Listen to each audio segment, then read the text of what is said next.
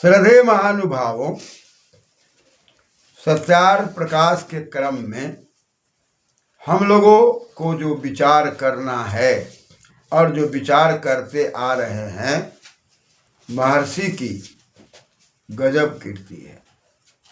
कई ग्रंथों के सार तत्वों को सत्यार्थ प्रकाश में रखा गया है। इसलिए हर घर परिवार में बालक बालिकाओं को सत्यार्थ प्रकाश से जोड़ना चाहिए। परिणाम, आज जो घर परिवार का बिखराव और तनाव दिखाई पड़ रहा है, वह दूर हो सकता है। सत्यार्थ प्रकाश ग्रंथ वह शक्ति है जो पूरे समाज को, परिवार को ठीक प्रकार से सही दिशा देने में कारगर है। अतः उन्हीं सत्यार्थ प्रकाश के निचोड़ के तौर पर ब्रह्मचर्य की बात कही जाती है। और जब ब्रह्मचर्य की बात कही जाती है तो वेद आदि शास्त्रों में विचरण करना, वेद आदि शास्त्रों के आधार पर जीवन को पवित्र बनाना, दर्शन आदि शास्त्रों के आधार पर जीवन को पवित्र बनाना। इसी क्रम में हम लोगों ने विचार किया था कि राजा राष्ट्रम विरक्षति, राजा जो है पूरे राष्ट्र की रक्षा करता है और उसमें ब्रह्मचर्य महत्वपूर्ण है। और वह ब्रह्मचर्य क्या है? वेद आदि शास्त्रों पर अपने जीवन को बढ़िया बनाना, वेदार्थ का सही बोध होना, वेदार्थ में गति करना। इसी प्रसंग में बात आ रही है कि केवल राजा ही नहीं, आचार्य भी ब्रह्मचर्य के द्वारा, वेद आदि शास्त्रों के सांगोपांग अध्ययन के द्वारा अपने विद्यार्थियों को सही दिशा देता है। पढ़ने के लिए हम सभी ग्रंथों को पढ़ें, लेकिन सही दिशा देने का ग्रंथ बालकाल से लेकर पूरे जीवन पर्यंत सही दिशा देने का ग्रंथ वेद आदि शास्त्र हैं। और इसका अध्ययन करके ही आचार्य अपने आचार्यत्व को बचा सकता है, शिष्य अपने शिष्यत्व को बचा सकता है और बालक और बालिकाएं भी सही दिशा को प्राप्त कर सकते हैं। इसी क्रम में मंत्र में बात कही जा रही है कि ब्रह्मचर्येण कन्या युवानम विन्दते पतिम। हम अपने घर में जिस कन्या की तैयारी करते हैं, कनति कन्या, मोह ममता में आकर विदाई के समय में पिता भी रोने लगते हैं, माँ भी रोने लगती है, पूरा समाज रोने लगता है। वास्तविकता यही है कि कन्या को एक परिवार में पाला पोसा गया और दूसरे परिवार में उसका विकास है।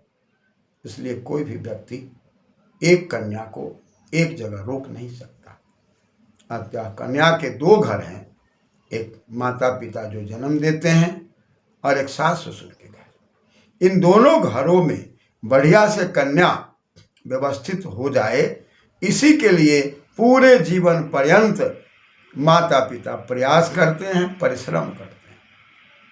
वहाँ कन्या के लिए विशेषण के रूप में शब्द आ रहा है ब्रह्मचर्येण कन्या, यानी कि जहाँ आचार्य को वेद आदि शास्त्रों के अध्ययन के द्वारा अपने विद्यार्थियों को सही दिशा देना है, राजा को, राष्ट्र को सही दिशा देना है, वहीं कन्या को भी दो घरों को ब्रह्मचर्य के द्वारा, वेदार्थ के अध्ययन के द्वारा, विद ज्ञाने लाभे, ज्ञान अर्थ में, लाभ अर्थ में जो वेद शब्द है, घय प्रत्यय लगा हुआ है, उस वेद को जानकर दुनिया में जीने की कला को जान करके ही कन्या सही दिशा अपने परिवार में दे सकती है, पति कुल में दे सकती है। पाति रक्षति पति विन्दते, प्राप्त करे।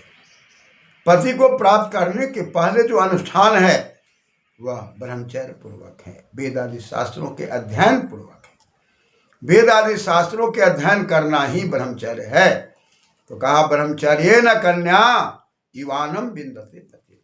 युवानम शब्द में यु है, यु का अर्थ गति है और गतिशीलता के द्वारा ही हम घर परिवार को सजा सकते हैं। चाहे वो माता पिता का घर हो, चाहे सास ससुर का घर हो, यदि कन्या ठीक प्रकार से अपने जीवन में गतिशील जीवन साथी को चाहती है तो उसको वेद आदि शास्त्रों के आधार पर पढ़ा हुआ व्यक्तित्व मित्र के रूप में हो और वेद आदि शास्त्रों के आधार पर कन्या का भी जीवन निर्वहन में हो, तब चरती, तब वह गतिशील होने में, चाहे वो लड़का हो चाहे लड़की हो, बालक हो या बालिका हो, वर हो या कन्या हो, चाहे पति और पत्नी हो, सब अपने जीवन को सुरक्षित कर सकते हैं। ये वेद का बड़ा महत्वपूर्ण उपदेश है जो परमपिता परमात्मा के द्वारा हमें और आपको प्राप्त किए गए। कहा कि भाई ये जो गतिशीलता है, बिंदति पतिम, पति की रक्षा करना और पति की प्राप्ति और अपने जीवन में सही मित्र को प्राप्त करना, इसके लिए कन्या की भी तपस्या है। यदि कन्या तपस्या करती है तो निश्चित रूप से वह घर परिवार तो आगे बढ़ता ही है। जिस घर परिवार को सुशोभित करने के लिए अपने जीवन के उस पथ पर जाकर जहाँ उसका विकास होता है, उस विकास में भी हर प्रकार से वेद आदि शास्त्रों का अध्ययन उसके लिए सुरक्षा प्रदान करते हैं। यदि हम उस सुरक्षा की ओर आगे अग्रसर नहीं हो पाते तो अब निश्चित रूप से हम अपने जीवन में ठीक प्रकार से न कन्या को विकसित कर पाते हैं और न हम अपने जीवन में पुत्र और पुत्रियों को विकसित कर पाते हैं। इसलिए जहाँ कहीं भी ये बात आती हो कि कन्या को न पढ़ाया जाए, कन्या को वेद आदि शास्त्र न बताए जाएं, कन्या को संस्कार न कराए जाएं, उपनयन आदि संस्कारों से कन्या को भी लड़का और लड़की, पुत्र और पुत्री सबको सजाने की बात कही गई है। इसलिए इस भेदभाव को दूर करने के बाद ही हम अपने समाज को सही दिशा दे सकेंगे। इसलिए भेदभाव को दूर करने के लिए अत्यंत आवश्यक है कि ब्रह्मचर्य पूर्वक वेद आदि शास्त्रों के द्वारा क्या खाना है क्या नहीं खाना है, सोम की प्राप्ति कैसे होगी, शरीर के अंदर जो भी तत्व बनते हैं उसका रक्षण, पालन, पोषण, संवर्धन बिना वेद आदि शास्त्रों के संभव नहीं है। एक तरफ हम फिजिक्स, केमिस्ट्री, मैथ, इंग्लिश पढ़ करके अपने जीवन में दिल, दिमाग, बुद्धि को विकसित करते हैं, वहीं चारित्रिक विद्या के लिए हमें वेद आदि शास्त्रों के आधार पर, पुनः वेद आदि शास्त्रों के ज्ञान विज्ञान के आधार पर आधुनिक और प्राचीन और नवीन सारी विद्याओं का अध्ययन करने के लिए हमें और आपको तत्पर होना पड़ेगा। साथ ही साथ इस मंत्र के अंदर बताया जाता है अनड्वान ब्रह्मचार्य न। अनड्वान यहाँ पर वृषभ के लिए प्रयोग होता है। वर्षनाति भाति थी वृषभ, जो हमेशा अपने जीवन में आनंद की वर्षा करने वाली शक्ति है, वो वृषभ की शक्ति है, जिसको लोकाचार में, भौतिक शक्ति में हम बैल कहते हैं। कहा कि ये अनड्वान ब्रह्मचर्य न, यह कैसे ब्रह्मचर्य का पालन करता है, तो घासम जिगीर्षति, अपने जीवन का सिंचन घास से करता है। और लुंग सरोड़ घास लीरी से अध को ही घास के अर्थ में प्रयुक्त होता है, यानी कि जो कुछ भी खान पान है, एक बैल का खान पान है। अश्नोति व्यापनोति अश्व, जो व्यापकता है घोड़े की, उसके अंदर जो शक्ति की बात कही जाती है, विज्ञान के अंदर जो पावर और शक्ति का माप तौल अश्व के द्वारा किया जाता है। और जहाँ तक बैल की बात कही जाती है, बिल्वम अति बैला, जो बेल को खा करके मजबूत रहता है, उसको बैल कहते हैं। कहा कि भाई बेल की तरह मजबूत होता है, वह अपने आप को दृढ़ होता है, तभी वह गाड़ी को खींचता है, तभी वह घास खा करके, सात्विक भोजन करके, सात्विक घास पात खा करके, और वो जैसे ब्रह्मचर्यमय दिखाई पड़ता है, जैसे वह अपने शरीर की शक्तियों को सुरक्षित करता है। ब्रह्मचर्य का दूसरा अर्थ औषधि मय जीवन है, और औषधि हमारा आपका शुक्र है। हम जो रस, रक्त, मांस, मज्जा, अस्थि, शुक्राणु जो अंत में प्राप्त करते हैं, वही औषधि है। दुनिया की सारी औषधियाँ वहाँ पर फेल है।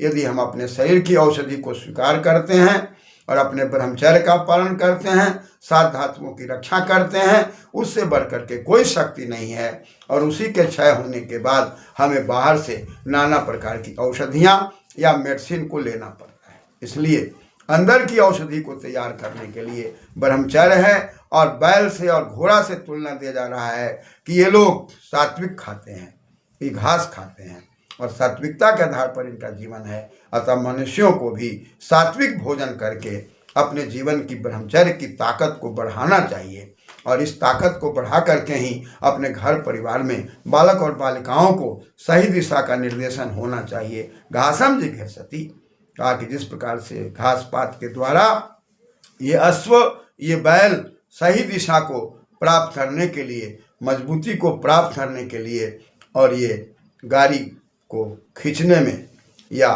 कर्षण करने में सफल होते हैं, ताकतवर होते हैं, ठीक उसी प्रकार से मानव को भी ताकतवर होने के लिए उन्हीं प्रकार से जैसे वो घास पात खाते हैं इसलिए उनका ब्रह्मचर्य बहुत मजबूत और इसलिए उनके अंदर ताकत शक्ति होती है।